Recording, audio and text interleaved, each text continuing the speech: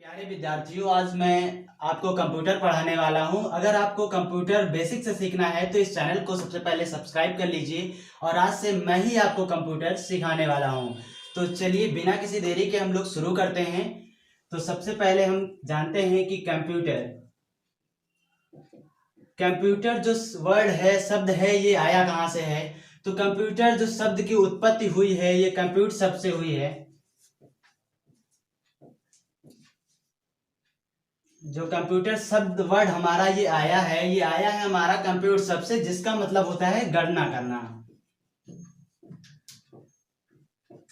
जिसका मतलब होता है गणना करना, यानी कि कंप्यूटर हमारी एक ऐसी मशीन है जो गणना करती है। अगर अब आपसे पूछा जाए कि कंप्यूटर क्या है, यानी कि व्हाट इज कंप्यूटर, अगर आपसे डिफिनीशन पूछा जाए कि कंप्यूटर क्या है तो आप बता सकते हैं इसकी डिफिनीशन कि computer is a versatile electronic machine created by man. It take input from user, process on it and after that display the result. यानी कि कंप्यूटर एक ऐसी बहुमुखी प्रतिमा वाली मशीन है जो मनुष्यों द्वारा बनाई गई है और ये यूजर से इनपुट लेके उस पर प्रोसेस करती है, उसके बाद आउटपुट देती है। यानी कि हम समझते हैं, अभी हमने डिफिनीशन में बोला कि हमारा कंप्यूटर कैसे काम करता है, इसको समझते हैं।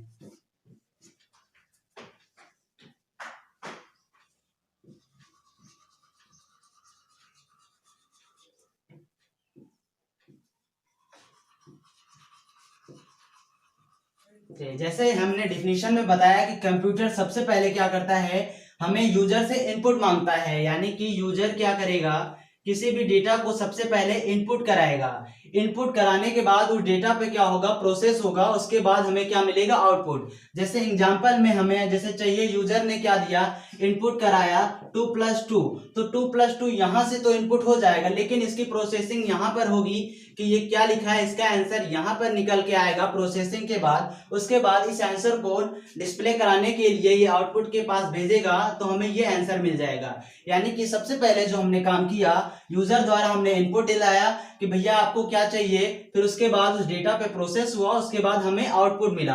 अब समझते हैं हम लोग कि इनपुट हम कैसे करा सकते हैं, प्रोसेसिंग कहां पर होगी और आउटपुट हमें मिलेगा कैसे।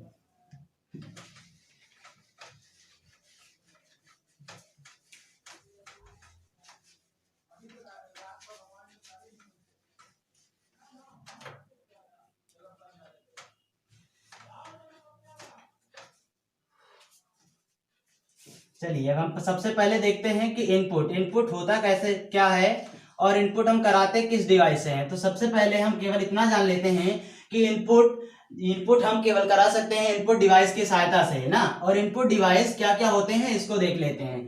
तो जो सबसे मेन होता है कीबोर्ड, उसके बाद माउस, ये दोनों हमारे मेन कंपोनेंट हैं। इसकी सहायता से हम लोग काफी यूज कर सकते हैं कंप्यूटर के। इसके बगैर हम लोग कंप्यूटर को आसानी से यूज नहीं कर सकते हैं। और भी कई इनपुट डिवाइस है जैसे जॉयस्टिक और स्कैनर। अब दोस्तों जैसे हम भूल जाते हैं कि कौन सी डिवाइस इनपुट डिवाइस है या आउटपुट डिवाइस है, इसको नहीं पहचान पाते, तो हम एक आपको आसान तरीका बताते हैं कि आप जिस चीज को कंप्यूटर को दे रहे हैं ऐसी डिवाइस इनपुट डिवाइस कहलाएगी। यानी कि ऐसी डिवाइस जिसकी सहायता से हम कंप्यूटर को कुछ दे रहे हो वो इनपुट डिवाइस कहलाएगी। जैसे कीबोर्ड से हमें कुछ नहीं मिलता है, हम कीबोर्ड से टाइप करते हैं तो कंप्यूटर के पास ही जाता है। माउस से हम लोग क्लिकिंग करते हैं तो कंप्यूटर के पास ही जाता है। और उसी तरीके से जॉयस्टिक भी, और इसी तरीके से स्कैनर पे भी हम लोग इनपुट कराते हैं तो कंप्यूटर के पास जाता है। यानी कि ये कैसे डिवाइस होगी, इनपुट डिवाइस। आप समझते हैं कि प्रोसेसिंग हमारी सीपीयू में होगी। सीपीयू में क्या, जो हमने इनपुट करा दिया है वहां पे प्रोसेस होगा सीपीयू में। उसके बाद से क्या समझते हैं हम लोग, आउटपुट डिवाइस। तो आउटपुट डिवाइस हमारी होती है मॉनिटर, साउंड और प्रिंटर, और बहुत ढेर सारे डिवाइसें होते हैं, प्लाटर और लटर। और जैसे कि यहाँ पे हमने देखा कि आउटपुट डिवाइस, अब प्रोसेसिंग होने के बाद हमें आउटपुट मिलेगा कैसे, तो आउटपुट मिलने के लिए हमारे पास आउटपुट डिवाइस होनी चाहिए। जैसे कि हमारे पास मॉनिटर होता है, साउंड होता है, प्रिंटर। तो आउटपुट डिवाइस हमें समझने के लिए कि आउटपुट डिवाइस कैसे याद रखेंगे कि मॉनिटर ही हमारा आउटपुट डिवाइस है, तो हमें केवल इतना ध्यान रखना है कि जो चीज हमें मिल रही है यानी कि यूजर को जिससे मिल रही है, जैसे कि स्क्रीन पर कंप्यूटर तो कुछ नहीं देखता है, उसको यूजर ही देखता है, यानी हम लोग देख रहे हैं स्क्रीन पर, तो ये आउटपुट डिवाइस हो गया। साउंड से हम लोग ही सुनते हैं तो ये आउटपुट डिवाइस हो गया। प्रिंटर से जो हार्ड कॉपी मिलती है हमें ही मिलती है, इसलिए क्या हो गया, आउटपुट डिवाइस हो गया। चलिए अब इतनी बात हो गई, अब हम समझते हैं कि कंप्यूटर कितने प्रकार के होते हैं। चलिए अब हम देखते हैं कि कंप्यूटर्स कितने प्रकार के होते हैं, यानी कि टाइप्स ऑफ कंप्यूटर।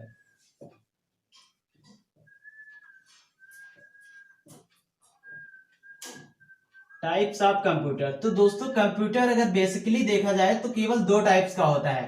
पहला है हमारा एनालॉग कंप्यूटर, एनालॉग कंप्यूटर और डिजिटल कंप्यूटर। तो सबसे पहले समझते हैं एनालॉग कंप्यूटर क्या होता है। तो एनालॉग कंप्यूटर, एनालॉग हमारा कंप्यूटर जो होता है ये फिजिकल क्वांटिटी पर बेस होती है, यानी कि जो हमारे पास फिजिकल क्वांटिटी, यानी कि ऐसे कंप्यूटर जो फिजिकल क्वांटिटी को मेजर करती हो, एनालॉग कंप्यूटर कहलाता है। फिजिकल क्वांटिटी का मतलब जैसे हमारा दाब हुआ, ताप हुआ, यानी कि प्रेशर, टेम्परेचर, इन सबको जैसे जो कंप्यूटर मेजर करती है वो एनालॉग कंप्यूटर कहलाती है। जैसे फॉर एग्जांपल हम मान ले थर्मामीटर,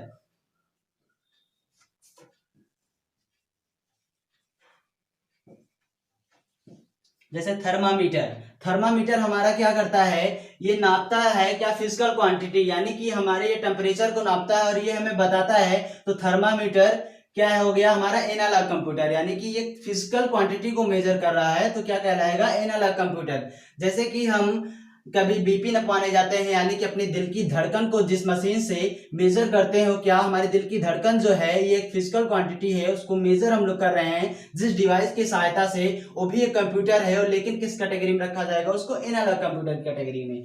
अब समझते हैं हम डिजिटल कंप्यूटर क्या होता है। तो डिजिटल कंप्यूटर जो होता है ये डिजिट पर बेस्ड होती है। डिजिटल कंप्यूटर जो होती है डिजिट, और डिजिट है कौन सी, उसको बोलते हैं हम लोग बिट्स बोलते हैं, और क्या है, 0 और 1, इसको ही हम लोग क्या बोलते हैं, बाइनरी नंबर। यानी कि ऐसे कंप्यूटर्स जो बाइनरी नंबर पर बेस्ड हो, जो बाइनरी नंबर पर वर्क कर रहे हो, वो डिजिटल कंप्यूटर आएंगे, कहलाएंगे। और डिजिटल कंप्यूटर्स कितने टाइप्स के होते हैं ये हम समझते हैं जी। चलिए अब बात करते हैं हम लोग डिजिटल कंप्यूटर्स के प्रकार कितने होते हैं, types of digital computer. Types of digital computer,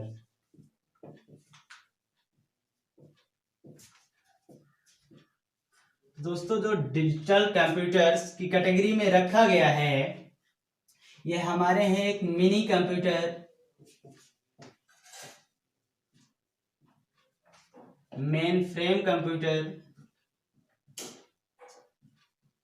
main frame computer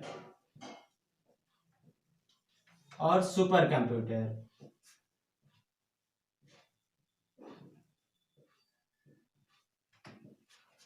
mini और मेन और सुपर कंप्यूटर में ज्यादा अंतर नहीं होता है, ये साइज के अकॉर्डिंग इनको रखा गया है और स्टोरेज के हिसाब से। मिनी कंप्यूटर जो हमारा होता है ये सबसे छोटा कंप्यूटर होता है, सबसे छोटा कंप्यूटर हमारा मिनी कंप्यूटर होता है, और इसके पास ज्यादा डेटा को स्टोर करने की क्षमता नहीं होती है। उसके बाद से हमारा आता है मेन फ्रेम कंप्यूटर, ये क्या होता है, बस मेन फ्रेम से ये थोड़ा सा बड़ा होता है, और इसके अपेक्षा देखा जाए तो इसके पास स्टोरेज क्षमता ज्यादा होती है, और ये इससे थोड़ा स्पीड में काम करता है। उसके बाद हमारा जो आता है ये होता है सुपर कंप्यूटर।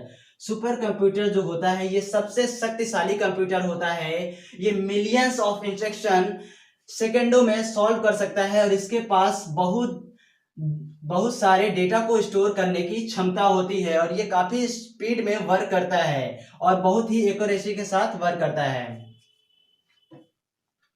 चलिए, और आप लोगों ने एक चीज और सुना होगा, एक कंप्यूटर का नाम हाइब्रिड कंप्यूटर, तो इसकी बात हम लोग कर लेते हैं। Hybrid, hybrid computer, hybrid computer को है, ये कंप्यूटर के प्रकार में नहीं रखा गया है, क्योंकि ये मेन प्रकार नहीं है कंप्यूटर का। ये जो बना है हमारा, ये बना है हमारा digital computer, digital computer plus analogue computer से मिलकर जो हमारा बना कंप्यूटर है, इन दोनों से जो मिलकर हमारा कंप्यूटर बना है, ये हाइब्रिड कंप्यूटर है। यानी कि इसको मेन कंप्यूटर में नहीं रखा गया है। मेन हमारे कंप्यूटर जो होते हैं ये डिजिटल कंप्यूटर होता है और एनालॉग कंप्यूटर होता है, और इन दोनों से मिलकर जो बना होता है ये हाइब्रिड कंप्यूटर होता है। हाइब्रिड का मतलब इसमें एनालॉग का भी काम हो रहा हो और डिजिटल कंप्यूटर का भी काम हो रहा हो। एनालॉग का मतलब ये फिजिकल क्वांटिटी को मेजर करती हो और जो रिजल्ट हमें दे रही हो ये डिजिटल कंप्यूटर में दे रही हो। जैसे हम आपको एग्जांपल बता दें, जो इस समय इलेक्ट्रॉनिक थर्मामीटर आ गया है।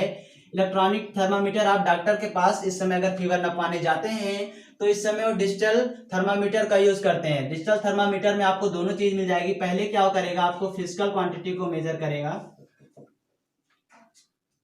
पहले आपके फिजिकल क्वांटिटी को मेजर करेगा, यानी कि आपको जब फीवर होगा तो आपके टेम्परेचर को मापता है किसके, डिजिटल थर्मामीटर की सहायता से मेजर करेगा। लेकिन जो हमारा रिजल्ट आने वाला है ये डिजिट के फॉर्म में आएगा, यानी कि डिजिट के फॉर्म में आया और डिजिट पे जो वर्क करता है हमारा डिजिटल कंप्यूटर वर्क करता है। जो हमारा रिजल्ट आने वाला है, जो रिजल्ट आएगा ये डिजिट के फॉर्म में आएगा कि 90 डिग्री है टेम्परेचर, 90 डिग्री सेल्सियस है या 100 डिग्री सेल्सियस है। ये जो आएगा ये डिजिट के फॉर्म में हमें वहां पे दिखाई देगा।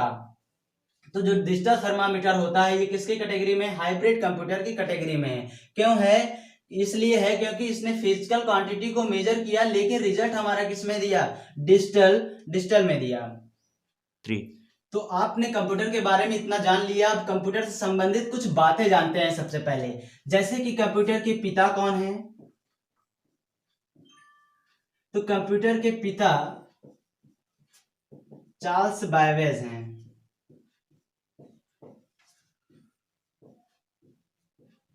तो कंप्यूटर के पिता चार्ल्स बैबेज है। चार्ल्स बैबेज को ही कंप्यूटर का पिता क्यों कहते हैं, क्योंकि इन्होंने सबसे पहले दुनिया को कंप्यूटर से इंट्रोड्यूस करवाया कि भैया ये कंप्यूटर है, इसलिए इनको ही क्या, चार्ल्स बैबेज को ही कंप्यूटर का पिता मान लिया गया। लेकिन कंप्यूटर के जो विकास में सर्वाधिक योगदान जिसका था उनका नाम है वॉन न्यूमैन।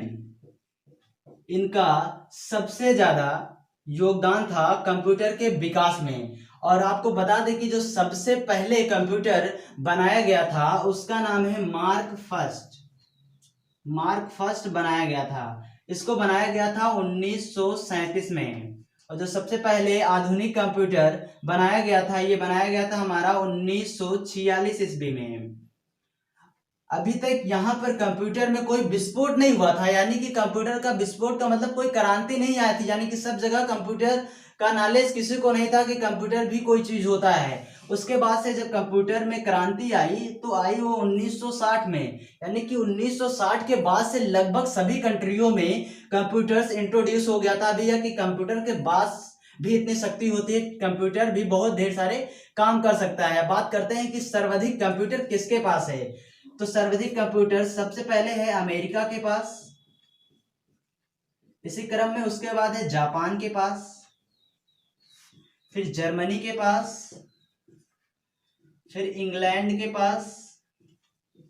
अब दोस्तों आपने सबका नाम सुना, अमेरिका, जापान, जर्मनी, इंग्लैंड, और आपके दिमाग में आ रहा होगा क्या इसमें इंडिया का नाम नहीं है। दोस्तों इंडिया का नाम भी नाम है लेकिन थोड़ा सा नीचे है। जो इंडिया का नाम है ये 19वें स्थान पर है। कंप्यूटर के मामले में देखा जाए तो कंप्यूटर के मामले में हमारा जो भारत देश है ये 19वें स्थान पर आता है।